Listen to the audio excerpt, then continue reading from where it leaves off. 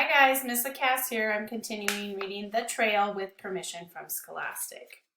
The next morning, Moose and I set off for Crater Notch Hut, 11 miles away. I didn't intend on spending the night there, but I do have to return Andy's lucky marble to the crew. I figure that it has gotten me this far, I can do the rest of the trail alone. Plus, I can ask a crew if they know any stealth sites where I can camp. The next shelter past Carter is another 7 miles, and even though I'm feeling pretty good, 18 miles is still way too much for me to attempt to hike in one day. Moose and I tread carefully down a steep section of the trail, but once we reach the bottom of the valley, there is nothing but smooth, flat going for miles. My stride feels longer, my heart feels stronger. There is a toughness that is beginning to take root in my body. I can feel it in the way I move, how my steps are firmer, the swing of my trekking poles rhythmic and sure. We reach the Pinkham Notch Visitor Center in the early afternoon. Inside is a dining room and a store that sells gloves, hats, maps, filtration systems, and hand and toe warmers. There is a topographic model of the mountains and valleys in the area with trails marked in little dotted red lines. I follow the signs for the bathroom down a flight of steps and discover that there are coin-operated showers available. I go to the front desk, get a handful of quarters as well as a clean towel for $2. I pay with a 20, and as I'm waiting for change, I double-check my money Ziploc. I've got $182 left. I return to the showers and go into a stall. After peeling off my clothes, I slide a quarter into the coin slot on the wall and twist a knob. As soon as the hot water hits my skin, I know I've made the right decision. I groan with happiness, and I'm very glad that there is no one in the bathroom to hear me. I get to work scrubbing, getting in between my fingers, toenails, space behind my ears, every corner of my armpits, every inch of my scalp. Each quarter buys me 3 minutes of time, and I go through 3 full dollars before I reluctantly let the water shut off. I dry myself, rub the towel hard against my wet hair until it sticks up in half-dried knots. Even though I'm getting back into dirty clothes, when I leave the bathroom, I feel like $1,000,000. After refilling my water bottles and returning the towel, I stop by the dining room for a sandwich and some lemonade. By the time I start back on the trail, I'm nearly running with new energy. After miles of downhill or flat, the trail turns abruptly to loose, steep rock. Moose finds his own way through the dense brush, popping out every once in a while to make sure I'm still there. Up, up, up. Sweat rolls down my temples. My shirt is drenched and rubs against my skin where my backpack straps are pressed. My hip belt begins to feel like a sticky octopus tentacle, clinging to my waist as the weight of my pack digs into the small of my back. But despite all this, I'm not uncomfortable. My lungs are working hard, my pulse is high, but steady and even. Each rock scramble is a little puzzle, solvable with a couple of pulled tree roots and well-placed boot steps. The small, stony Carter Notch hut comes into view by early evening. I figure I'll go inside when it's darker and drop off Andy's marble, then find a place to camp a little further away. I continue down the trail. I come to a couple of small lakes and walk halfway around one before setting myself down for a little snack before dinner. I open my pack and dig out a granola bar. I break off a chunk and give it to Moose, and then sit as I munch and watch the ripples roll calmly over the lake. I've hiked 11 miles today in some of the most rugged sections of the entire Appalachian Trail. I feel good and fine and happy. Lucas, buddy, I wish you were here with me. The words appear out of nowhere. I wait for the guilt to come, as it always does, but then something miraculous happens. It takes me a moment to realize what it is. I feel happy. Somehow, through the mess of it all, I feel like Lucas is here with me, telling me that he is proud of me for standing on my own 2 feet, for being able to go on without him. Maybe I'm not a screw-up after all. Maybe my bad luck is finally going away. There's a rustling behind me, and Moose barks a warning. I turn to see an enormous black raven jabbing its head into my pack. "Shoo!" I cry as I leap to my feet.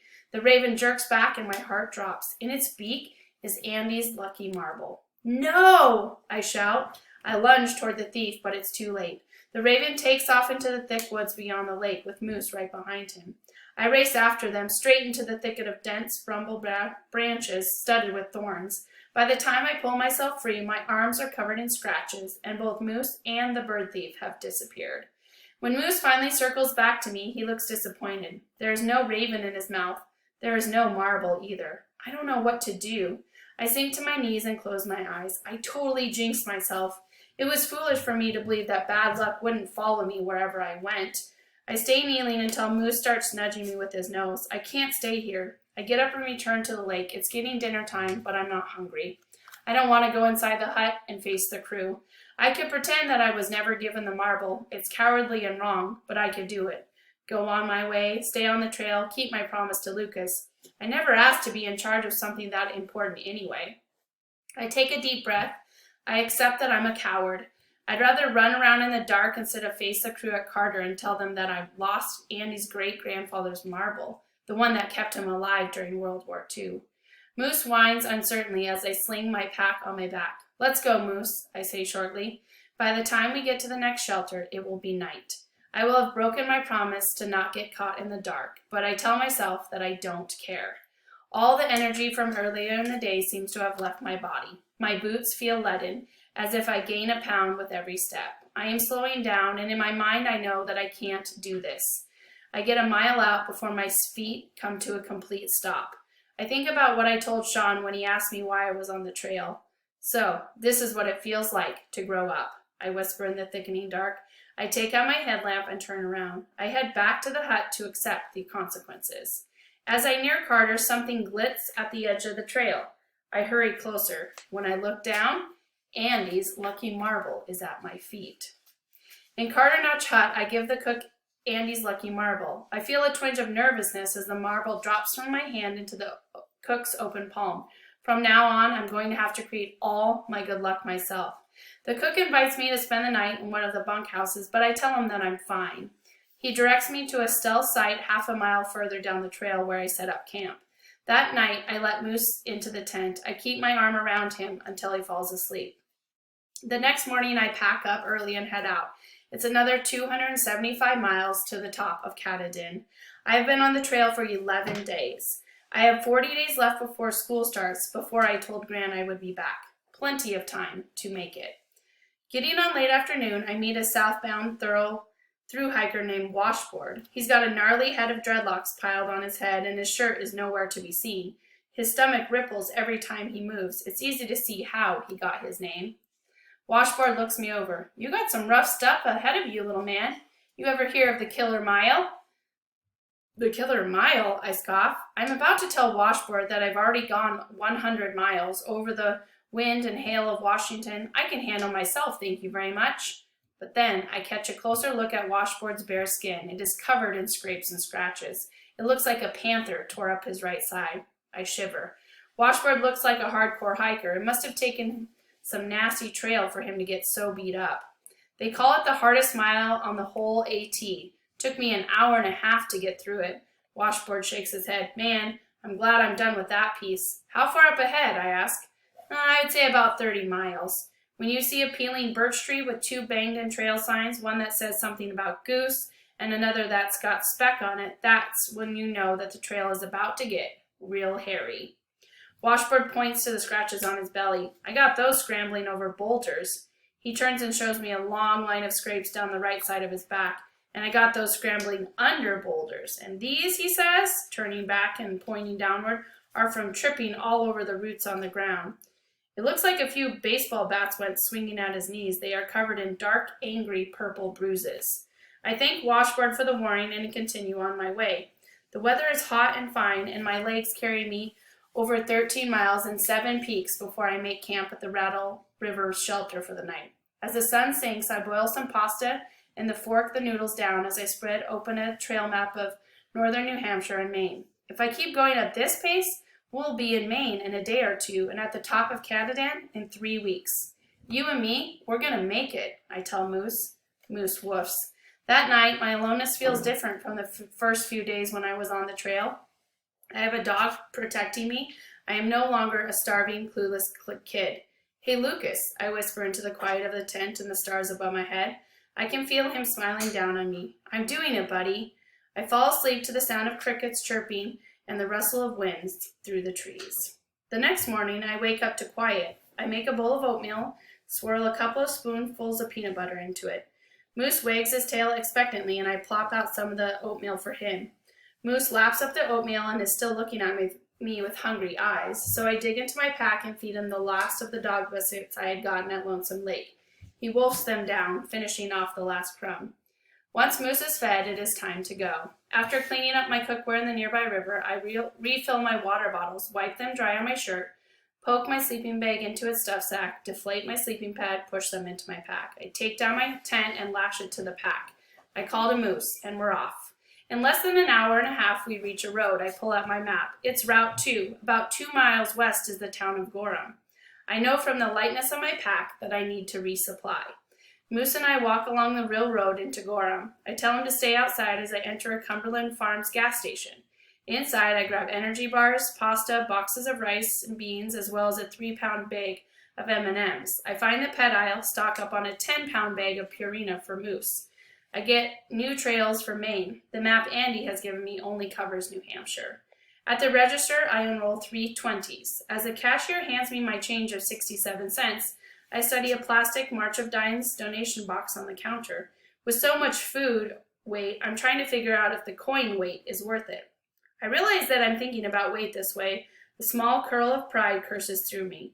I'm thinking like winging it. I'm thinking like a through hiker. I drop the coins in the donation box and head outside. With my pack full and heavy, I pick up Moose and we return to the trail. Despite the wait, I hike another 13 miles before setting up camp at a shelter. I'm doing great. The next day, the trail climbs through thick spruce forest and I pass the sign that Washboard told me about. Soon, the trail is choked with boulders. Some of the rocks are as big as houses. We're descending in Mahoose Notch, the killer mile. The temperature drops about 20 degrees. Even July, there are patches of ice tucked in corners underneath freezing rocks. Broken rocks scatter at my feet as if giants have been hurling them like snowballs. Fallen trees lie with their mud-encrusted roots fanning out to form humps of writhing earthworms and rotting bark. It is creepy here. Even the birds seem to have abandoned this place, choosing the warmer temperatures above the notch. The trail narrows until it is just a waterfall of fallen boulders. When a thick brown arrow marking the path points under a stack of looming rocks, I think about Washboard and his scrapes and bruises. Mist descends on us, thick and cloudy as milk. Granite cliffs rise above. I feel like I'm being squeezed between a rock's giant's hands. I squirm between 2 boulders the size of cars. My pack scrapes along the sides and my water bottle clunks on the ground, dislodged by the rocks. I pick it up and stuff it deep into the side pocket. After it does it a second time, I stop to mash both pockets inside my pack. The trail sprouts jagged blades of rock that become more and more difficult to navigate. Moose keeps trotting forward, then dancing back, running to me over and over again. Sometimes I have to pick him up and carry him over slick, steep boulders. I'm not very good at it, and more than once I almost drop him. Even though I built up a lot of strength on the trail, Moose is getting heavier. I'm sure I've been feeding him far more than his previous owner. Plus, all the gas station food and all my gear have made my pack bulky. It scrapes against the rocks at every turn. It takes me and Moose 3 hours to get through the 1 mile of the notch. After the ups and downs, the trail turns into marshes and bogs, with nowhere dry to set up a tent. The last glimmers of sunset are fading by the time I reach a shelter. The next day, the trail spills into an empty parking lot. I pour out some Purina for Moose and he wolfs it down. As I devour a Snickers and reach for a water bottle, I realize that I only have 2 mouthfuls of liquid left. There is a river next to the road, and I fill up on my water and root around my hood pocket for my iodine pills. I can't find them. I pull everything out, checking, rechecking, triple checking. They are not there. The nagging voice of doubt that I thought I had conquered on top of Washington is suddenly back. Did you really think you would get rid of your rotten luck? It whispers to me, of course you would lose them. I try to ignore the voice. At least I'm by a road where I can hitchhike into town and get another bottle of iodine pills. I pull out my map and check. I shove everything back into my pack and stick out my thumb.